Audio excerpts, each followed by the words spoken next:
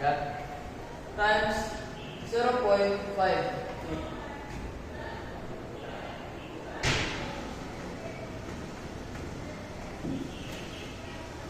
And since it is going down, so T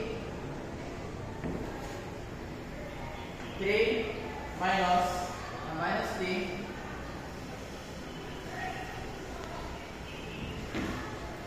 (0.5).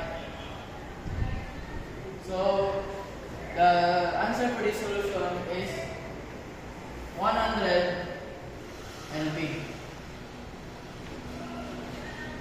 To get the fx, need to calculate this and 30.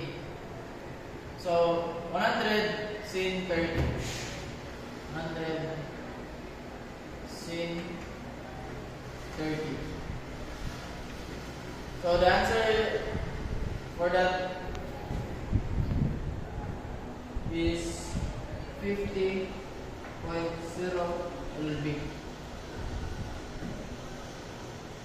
So that's how to get the AX. So to get the Fy, positive going up, so here 100 AY, negative 100 LB or pounds, negative 100.